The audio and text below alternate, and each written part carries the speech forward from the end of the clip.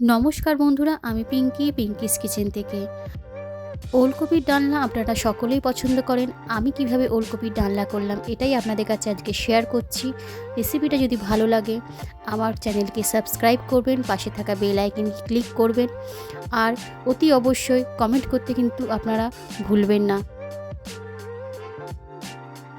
অন্য একটা পাত্রে ওলকপি আর আলু একসাথে সিদ্ধ করে নিয়ে এবার আমি এটার জল ফেলে জলটা ঝরিয়ে নিচ্ছি।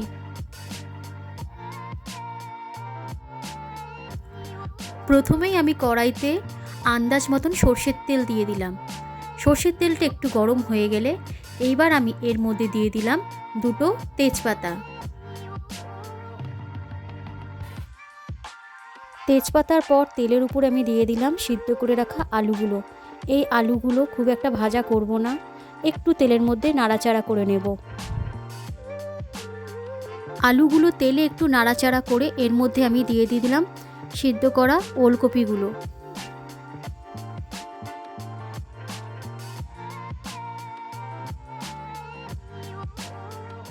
ওলকপি আর আলুটা একটু ভেজে নিয়ে আমি এবার এর মধ্যে দিয়ে দিচ্ছি 1 চামচ আদা বাটা।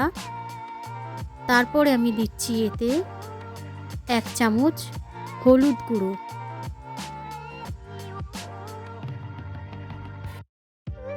হলুদ আর আদা দিয়ে একটু কষিয়ে নিয়ে আমি এবার এর মধ্যে নিয়ে দিচ্ছি 1 চামচ ধনে জিরে গুঁড়ো।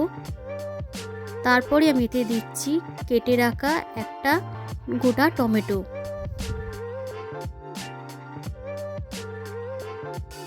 টমেটো দেওয়ার পর আমি এর মধ্যে দিয়ে দিলাম 1 চামচ লঙ্কার গুঁড়ো। ডালনা কিন্তু খুব একটা ঝাল চলে না, সেই জন্য ডালনায় 1 চামচের বেশি লঙ্কার গুঁড়ো দেবেন না আপনারাও। আর ডালনা যেহেতু মিষ্টি মিষ্টি খেতে হয়, ডালনায় কিন্তু চিনি দিতেই হয়। আমি এখানে ডালনার জন্য চিনি দিলাম 1 চামচ। আপনারা যদি একটু বেশি মিষ্টি খেতে চান 1 চামচের জায়গায় 2 চামচও আপনারা চিনি দিতে পারেন। এইবার আমি দিয়ে দিচ্ছি এর মধ্যে স্বাদ অনুযায়ী নুন।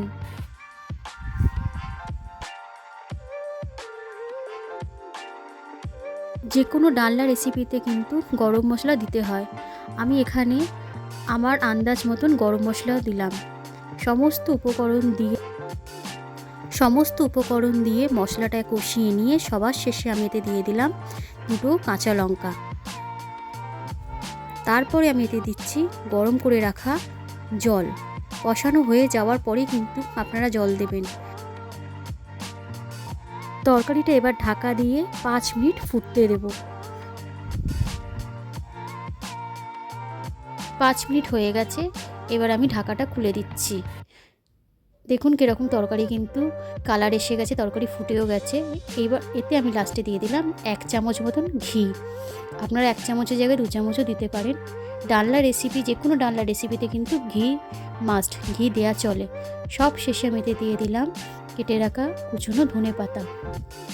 মোটামুটি আমার এই রান্না কিন্তু কমপ্লিট হয়ে গেছে। যদি আপনাদের রেসিপি ভালো লাগে প্লিজ লাইক কমেন্ট করতে কিন্তু ভুলবেন না, আর সাবস্ক্রাইব করে আমার পরিবারের সদস্য হতে কিন্তু আপনারা একদম ভুলবেন না।